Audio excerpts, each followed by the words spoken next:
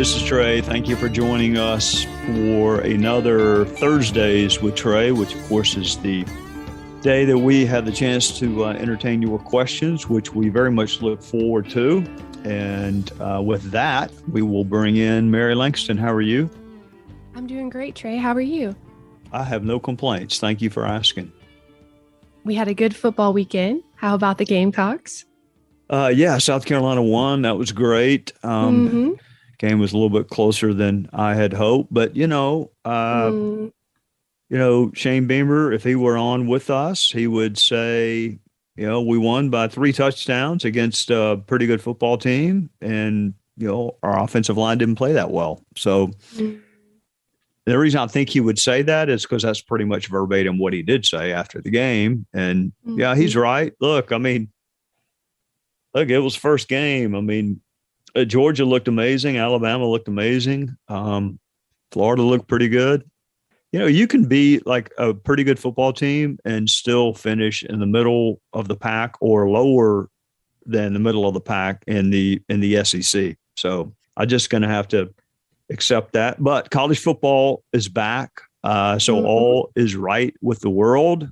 And I'll be happy until whatever the Monday night of the national championship game is in January, and then I'll go back into the slough of despond. Well, we'll focus on the good, but I'm glad it was a great weekend, Trey. We have a lot of really good questions today. Are you ready to get started? I think so. I hope so. Okay, wonderful. Our first question is from Clinton in Kentucky. He writes, I'm a sophomore in high school, and I'm enjoying your book, Doesn't Hurt to Ask. I can't put it down. So I write to you with 2 questions. Is Washington fixable? And what is a quality of leadership I should strive for in my daily life? Well, Clinton, thank you for reading my book. It was not that hard for me to put down. So you just got to put it down. You got to put it down and go watch college football or go get ready for a high school class. But thank you for reading it.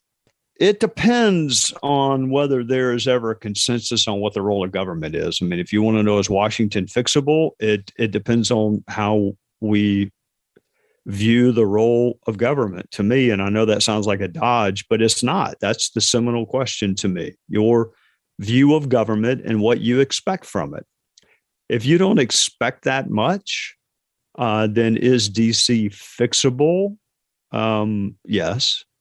If you expect a lot, if you look to government to solve whatever is ailing our country or culture at that time, the answer is no. What I did notice when I was there was that the district views itself as the epicenter, the nerve center of the country, whereas those of us who are not in DC rarely think about it.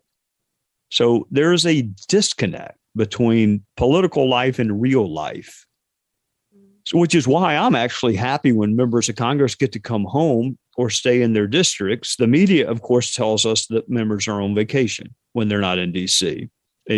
Part of what's fixable would have to include the media.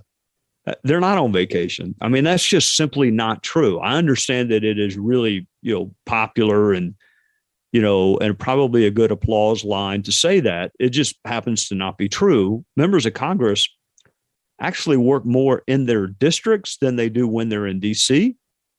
And the only people that vote for them, their only bosses, their only constituents are in their districts. They're not in DC. Not a single person who voted for me lived in Washington, DC.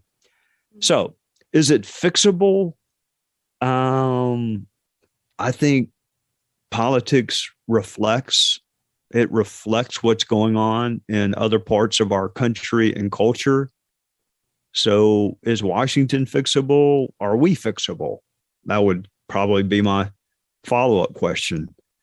Clinton, the other question you asked, I think if I had to do it all over again, I'd strive for wisdom and humility. Those are the 2 qualities of leadership that I think will serve you the best over the course of your life.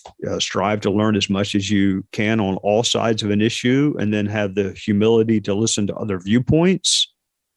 So I would go, if I had to pick 2, I would pick wisdom, which, if you If you're a Bible reader, that's one of the few things that the Bible says you'll get if you ask for it. They didn't say that about money. They don't say that about being cute, but they do say it about wisdom. If you ask for it, you'll get it. And humility. You can't go wrong with those two. Well, thank you. And thank you, Clinton. You asked the right person. Our next question is from George in Texas. He writes, address the decision by the USC's women's basketball coach to cancel the home and home series with BYU following the alleged incident at the Duke BYU volleyball game. Well, for folks that don't know what George is talking about, BYU was playing Duke in women's volleyball, and there was a comment rooted in racial animus that was leveled against a Duke volleyball player during a match. So I don't even know where to start. I cannot understand. I do, like, as any good prosecutor, you try to understand the other side. I mean, you got to beat the other side. So you got to understand the other side. I cannot understand using racially charged language ever. I've never understood it. I hate the words associated with racial or gender or religious bigotry. Look, I would be a very, very lousy prosecutor probably in those types of cases, because I understand why people kill other people. It's wrong. It's immoral. It's illegal. But if you ask me, do I understand? Yeah, I understand. I don't understand this. So on the other hand, my guess is that 99+% of the BYU fan base would be kind and decent people who not only would never use a word rooted in racial animus, they would discipline anyone around them who did. Look, I could be wrong about that. The BYU graduates I know, and a couple of them served in Congress, are just some of the more decent, moral people I've ever been around. So I don't know everything that Coach Staley considered. I don't know whether she considered a neutral venue. I don't know.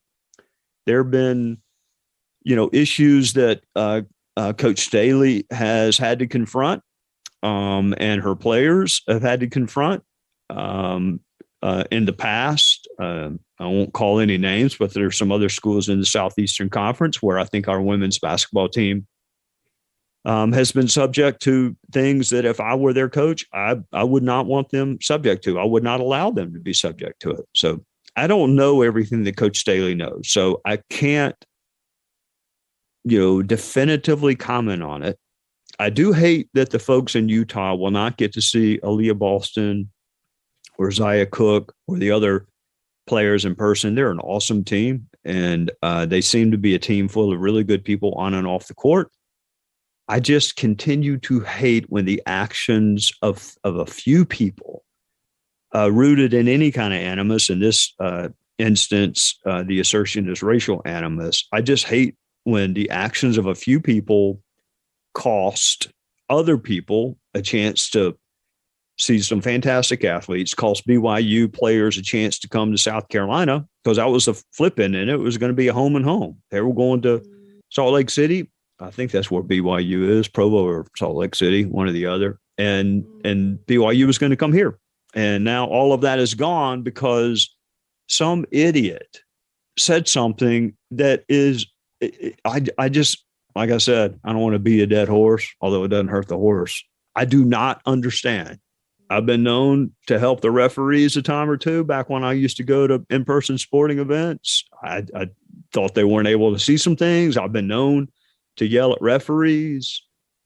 The notion that you would utter something rooted in any kind of ism at a sporting event against a college student athlete is inexcusable. So I don't know everything Coach Staley knows. I hate it for good people who are deprived of opportunities because of the actions of a few.